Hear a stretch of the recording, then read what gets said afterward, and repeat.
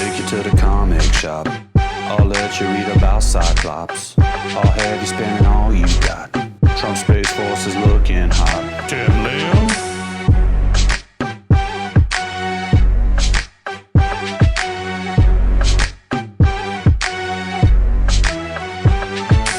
Keep rolling, rolling, rolling, rolling. What? That's right, Big Legit, back in the house, ready to talk to you about another totally awesome comic book review on Testosterone Overload. That does what? It moves the needle. Is this clear enough for you, what we do here? We talk about comics that move the needle. This isn't clear enough? Let me see if I can make it a little more clear. Just do a hashtag. We're gonna hashtag. What are we gonna do? We're gonna move.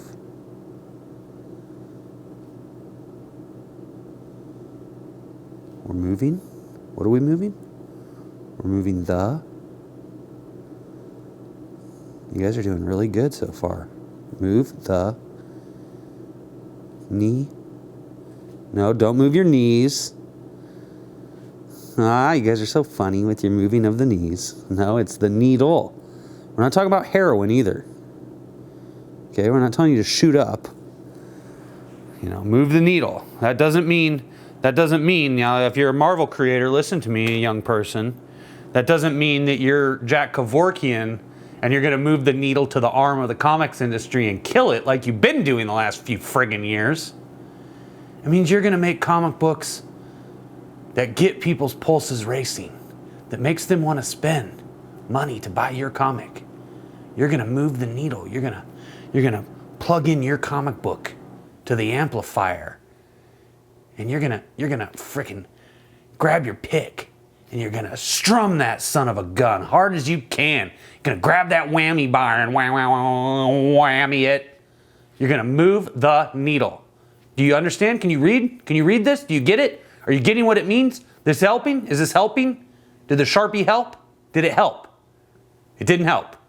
Let me try one more thing.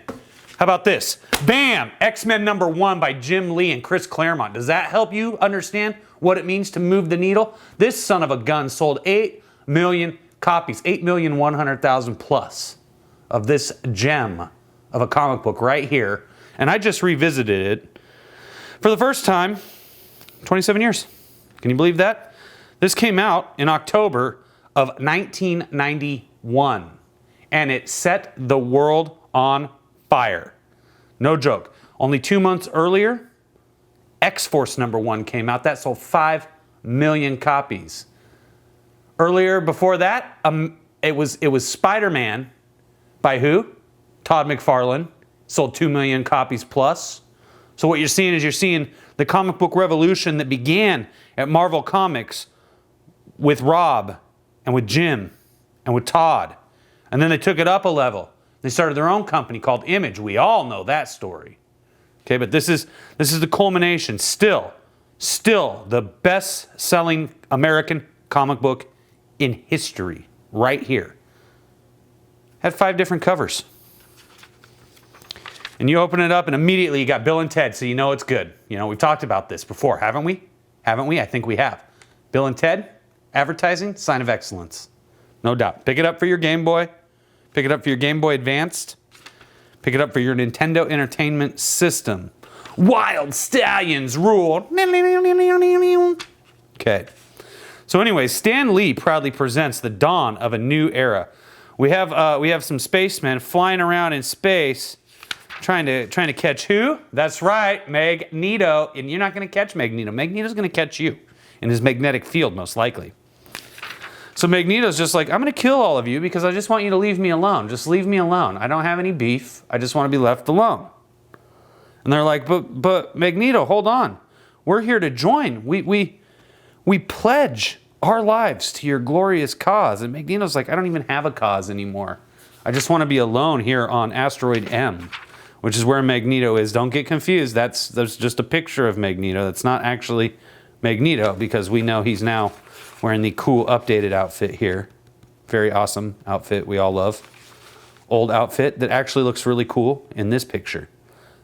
Sometimes it doesn't look cool when drawn by other people, but if it's drawn by Jim Lee, it looks friggin' awesome, because Jim Lee knows how to draw pictures that do what?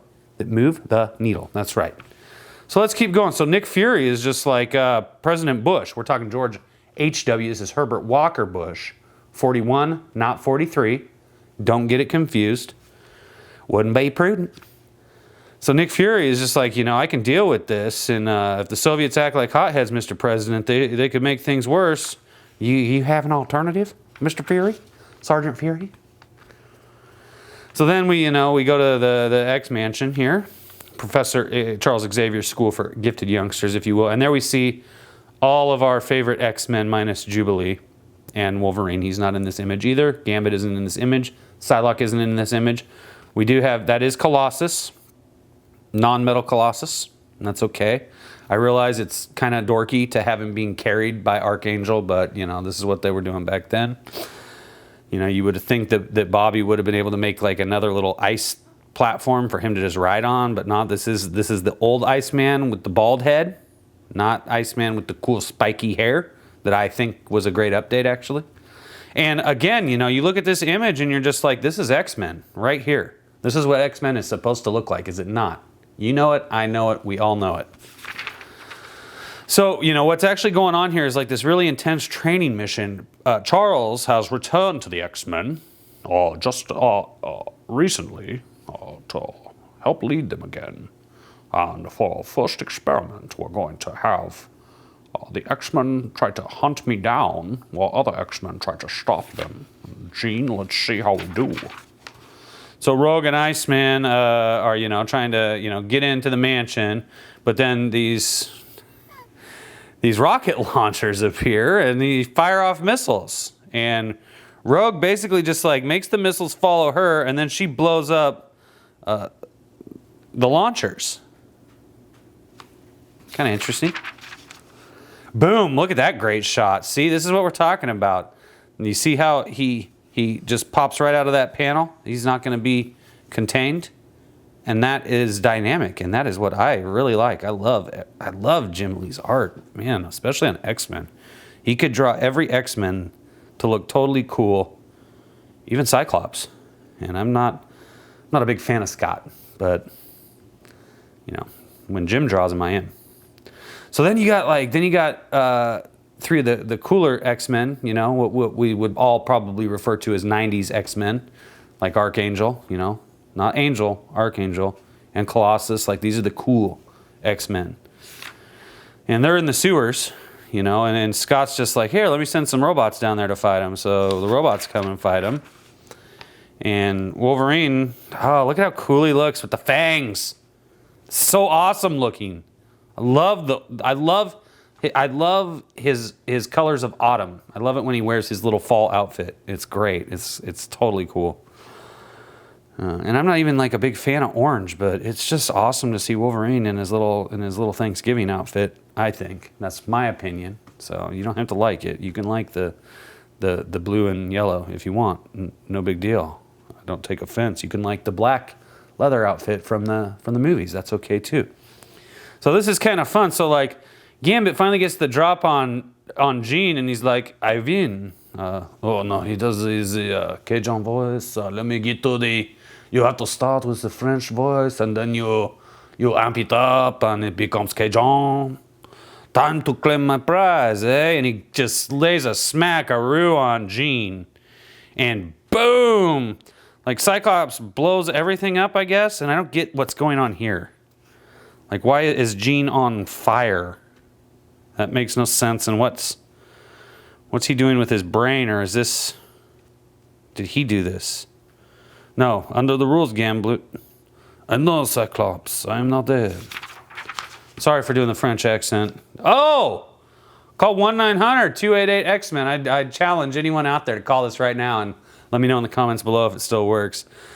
So they would have like these 900 games you would play. You basically trick a kid into calling this number to battle the X-Men's deadliest enemies, and their parents would find out that they have to pay $1.75 for the first minute, 75 cents each additional minute. Maximum call is only 4 minutes. And then you get to like pick your X-Men, and you have this battle by pushing the buttons on the phone. And I know what you're thinking, like, why wouldn't you just play your Nintendo? And it's like, well, Nintendo didn't talk. You know what I mean? It just made 8-bit sounds. It just was synth. and not an 8-bit synth. It wasn't, you know, cool 32-bit synth. And so this is the only way you could hear the X-Men talk, sadly. But nowadays, y'all got your apps and stuff, so you can all use your apps.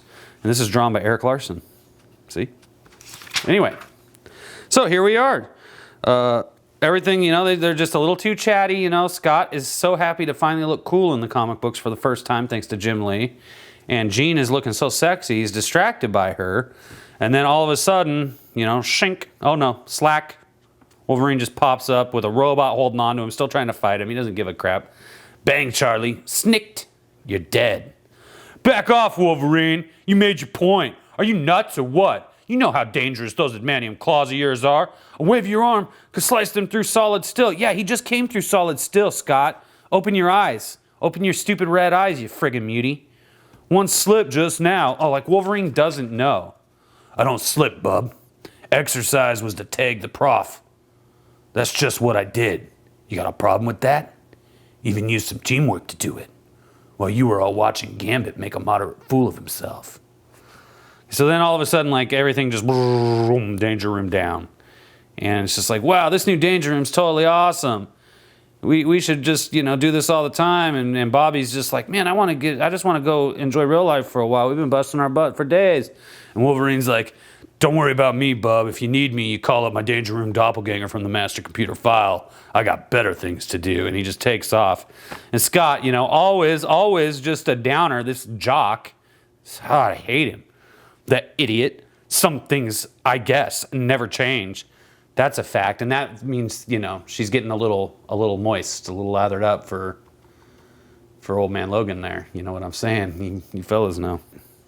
So then Nick Fury calls in to talk to all of the X-Men. And he brings up, you know, the whole Magneto thing, right? The whole Magneto thing. We get a splash page. This doesn't have anything to do with the comic. It just says things to come. And we see Longshot. I think that's Longshot. The dorky haircut makes me think that. I guarantee that's Omega Red. Don't know. She's kind of cute. Don't know. Maybe the Borg. No, the Brood. Excuse me, the Brood. Don't know. Kind of want to know. Think I know, but I don't know. Don't know. Still Omega Red. Still cool. Boom, back to the story. So now we're back up in space on Asteroid M, where Magneto is just hanging out, you know, shirtless. Just, you know, he was sleeping. They got in this fight, and Magneto's just like, what are you doing? Like, why are you fighting? You're my guest. You're supposed to act hospitable. I've been very kind. I could have killed you, and I didn't, and you're sitting here fighting. And then, like, they're still fighting here. I don't really understand it. And she, like, runs to Magneto, and he's like, heck you will, and he just blasts this chick. And, like, I'm like, why? What did I miss here? And I read it over, and it's not clear what happened here. And Magneto is just like, okay, so she's like, we come seeking sanctuary, my lord. We place ourselves under your protection. Like, heck you will. Deke, no, don't. Deke. And pledge our lives to your cause. And she dies, and Magneto's like, but I have no more cause. And then all of a sudden you flip the page, and he's like, super friggin' pissed. I warned you. Your mechanisms are quite impressively shielded, that is true. But I am the master of magnetism. I draw on the primal forces of the earth itself. What's your real name? That's all I want to say. If I ever meet my boy Zach from Diversity in Comics, a.k.a. Richard, I just want to say, what's your real name? So Magneto is just like, you know, let me show you what a badass I am. And just bink, just, you know, I don't know. I don't really know what happens here. It doesn't make sense. And then, like, is she alive again? He's embracing her. He's just like, I don't want to fight anyone. And this guy's like, well, we have to fight, though, because humans, they're going to... He doesn't call them humans. He calls them flat scans. So we're all flat scans. Well, not me, not Purple Legit, but all of you watching are probably flat scans.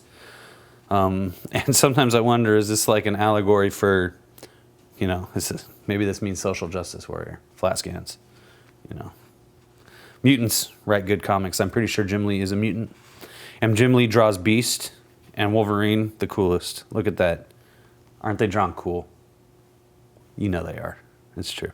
So anyway, so basically, you know, they get the new Blackbird out and they're going to take it for a spin.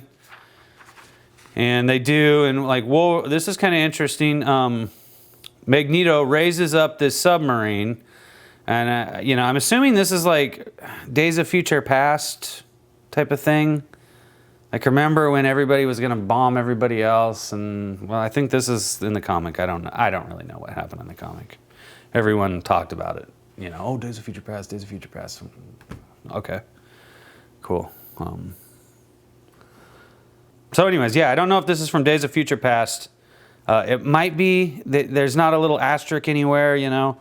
Days of Future Past, you know, Jumpin' Jim, you know, Crazy Chris, whatever. A librarian of Marvel telling you where to look for what he's talking about. So basically, like, but there's still some bombs left in this bad boy. And Magneto's going to take the bombs. See, he's taking the bombs. And then the X-Men show up. And I don't understand really where they show up because it's the middle of the ocean. And I'm just like, what are they standing on? I don't know. But anyways, then Scott shows up with the Blackbird. And he's all just like gung-ho jock, right? He's just like, no, we're going to kill him right now. And Magneto's just like, stop. What are you doing? And like, they're all trying to fight him. And Magneto's just like, I didn't want to fight. At all. Like, what are you guys doing? And then, like, all of a sudden, all the corpses from the crew from the submarine that Magneto killed in the past, or, you know, basically, he sent this submarine to the depths of the ocean, and when the hull was breached, like, all these people drowned, but there were some guys who were in the... okay, so, yeah, some died in a blinding instant as the hull collapsed and the sea rushed in to claim their lives. Others in the compartments which didn't rupture faced the slower oblivion of asphyxiation. All this time, Magneto thought about them in abstract, pawns instead of men. Now, though, at last, he finds himself face to face with the consequence of his acts. So Magneto is very emo in this. Very, very emo, very upset about the mistakes he has committed in the past. You know, basically like the way we all want George W. Bush to act towards Iraq, or the way we want Obama to act towards his 8-year abortion of a term, 2 terms. That's like what Magneto's doing. He's basically regrets his mistakes, unlike George W. Bush and Barack Obama, who don't regret their mistakes and just want you to keep inflating their egos and telling them how great they did. No, you were wrong, and it's okay to have personal growth and admit that you made mistakes. I make mistakes all the time. And I mean, I'm a mutant myself, like Purple legit. Yeah, still make mistakes. Mutants make mistakes. Mutants get horny. These things happen. Anyway, Wolverine is just, you know, like, I'm going to fight. And he's just like, I don't want to fight. Everyone stop trying to fight me. And he just flies away with the missiles. He's just like, I'm out of here. Leave me be. And Rogue is just like, I'm going after him. And she flies after him. She's like, what are you doing? Why are you running? And he's just like, well, why are you fighting? And she's like, well, you're stealing all these missiles. And he's just like, well, I just want them, though. And she's like, well, yeah, but think about everything you've done in the past. And he's just like, are you always going to judge me by the past, girl? And she's like, well, I don't want to. I was the one that wanted to talk. And he's like, well, but you know, Cyclops, Scott's just such a jock. He has to constantly be competing.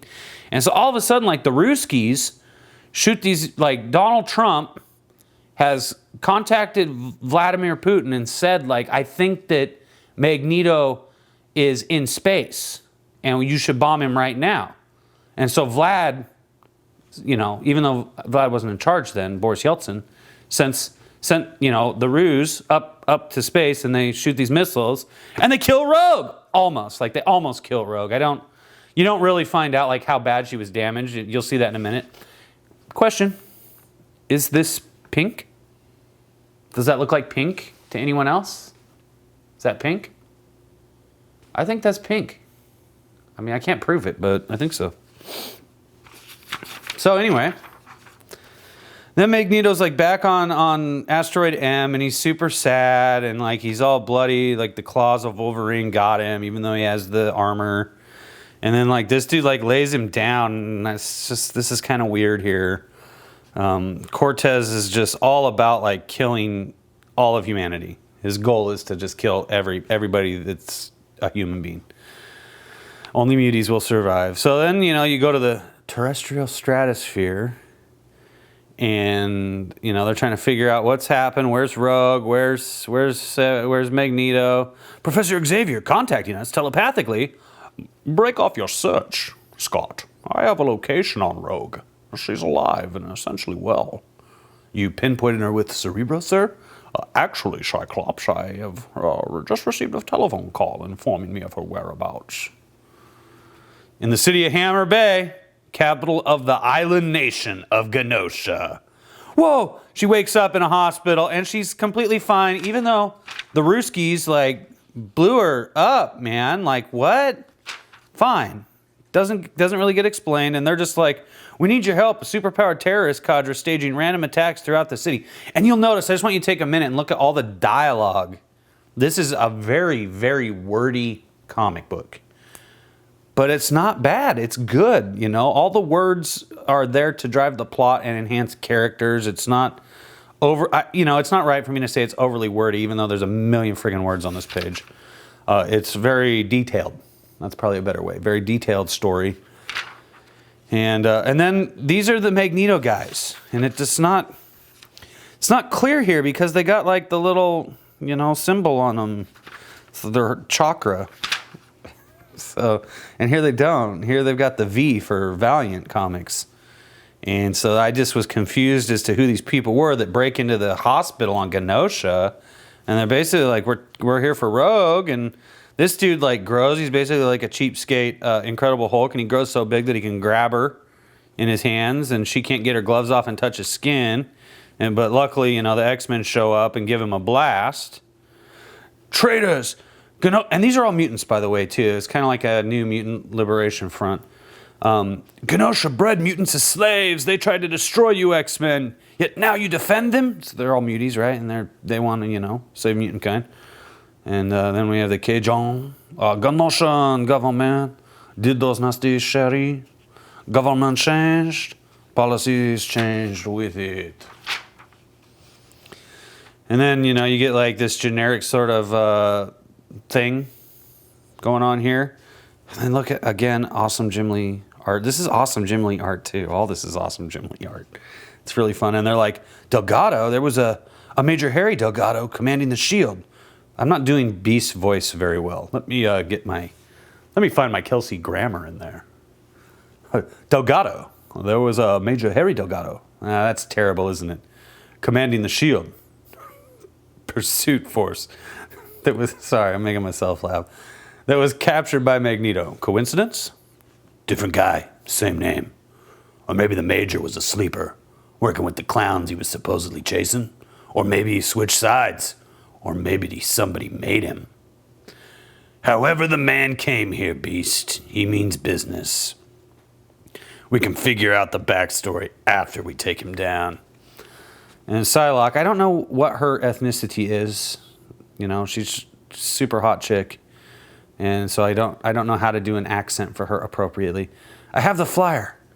I could more easily do this telepathically from a distance. But I like the thrill of physical combat. She likes it rough. You know what I'm saying? I know we're getting a little blue on this one, but I'm excited. Jim Lee's art, you know, gets me excited, if you know what I mean. So, yeah, you know, I can place the face, bub. But your sense, I can't place the face, bub, but your sense awfully familiar. And he's just like, you know, I'm just here to save the world for mutants. Unless you can give me a reason to change my mind, I'm going to kick your ass. There's no need for such melodrama, X-Man. I have nothing to hide. Indeed, I and mine are as proud of our affiliation as you of yours. And then Magneto shows up, and he's just like, you know, all mutants can live on Asteroid M. Even X-Men, even Charles Xavier. But harm done against any mutant is harm done to me. And I shall respond accordingly. I'm not doing this voice right. Let me do it again. What's your real name? There it is. And harm done against any mutant is harm done against me. And I shall respond accordingly. So, then like Banshee, back at the Professor Xavier school, he like goes into somewhere and finds Moira McTaggart, and she's just like weeping, and she says, it's terrible, it's all my fault. What's all her fault? We don't know. You're going to have to pick up issue 2. I always wondered who drew this totally cool picture of the Hulk wearing sunglasses because he looks awesome right there. I never wondered who drew the Three Musketeers Adventures. This is what action figures looked like, kids, back in the early 90s when they couldn't make action figures to save your friggin' life, right? Juggernaut looks cool. Colossus looks cool. Nightcrawler's all right. Cyclops looks like such a dork. And I don't know what they've done with Wolverine's mask, but it's just awful. And Angel's face is just awful. Apocalypse looks all right. I don't know, like, I don't understand. Why does she look like Samuel L. Jackson? Why does she look like Samuel L. Jackson? With the hair of, like, the dude who trained Red Sonja. Remember that guy with the Asian dude with the big poofy white hair? That's him, except as played by Samuel L. Jackson. So anyways, one thing I thought was very awesome in this comic is, let me see if I can find this page. It's so interesting. Been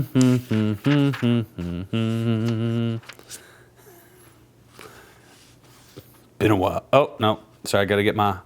Been a while, Magneto. I like to do Clarice Starling from Silence of the Lambs when I do Rogue. Dr. Lecter? Dr. Lecter? Wait.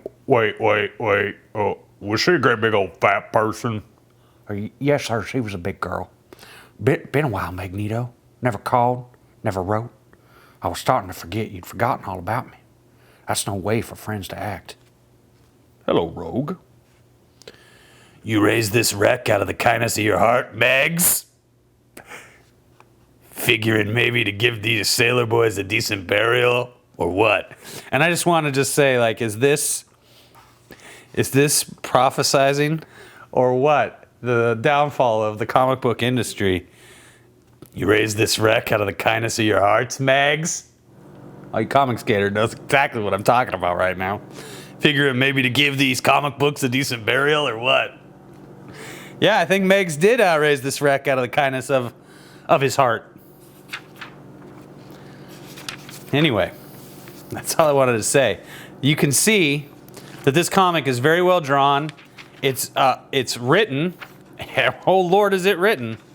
Look at all them words. Not so many there. Quite a bit there. Quite a bit there. Not so many there. Quite a bit there. So we got a lot of words. We got a lot of beautiful, beautiful art. You know, it was Jim Lee. His art is what made this sell 8 million copies. And this is really the height of comic books you're looking at right here. It did not get any better than this. It started with Todd's Spider-Man #1. It moved into Rob's X-Force #1. It moved into X-Men #1 by Jim Lee. And that evolved into Image Comics. And those first 2-3 years at Image, I mean, you're talking about the height of the comic book industry was, 1990 to 1995. That was it. I mean, maybe we might want to stick with 94, 93. That was it. Will it ever come back? I don't know. Will anyone out there ever make a comic book that could move the needle the way that Jim Lee moved the needle with this comic book? You tell me in the comments below. Is the comic industry dead? Is it cyclical? Is it just about to climb back up the mountain and become what it once was? Can it ever get back to this? Or is it just people don't give a crap about stories printed on paper anymore? People don't give a crap about beautifully drawn sequential art anymore? What is it? What did kill the comic book industry? Was it all these crappy writers? Was it crappy artists?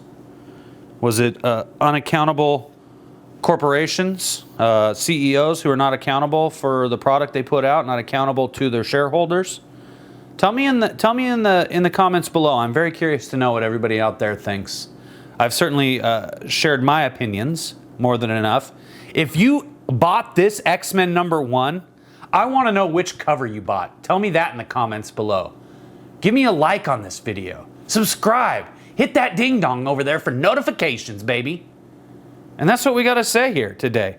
I mean, if this doesn't show you what it takes to move the needle, great art. Look at that. Great. art. Great art. Great art. Great art. Fantastic story. You don't need quite all the dialogue. You don't. You do need the great art. You do need a great story. You just don't need quite that much dialogue, even though it was enjoyable. So anyways, that's all I got to say. You know, I'm going to powder out now. I appreciate you guys watching. As always, if you have anything you want to say to me, at Left Hand Legit on your Twitter. We'll see you next time with another totally awesome comic review. In fact, I'm going to come back here in just a little bit with another totally awesome comic book review that also features the X-Men, so that we can talk a little bit more about how you move the needle. All right, guys. Until next time, this has been another totally awesome comic book review on Testosterone Overload.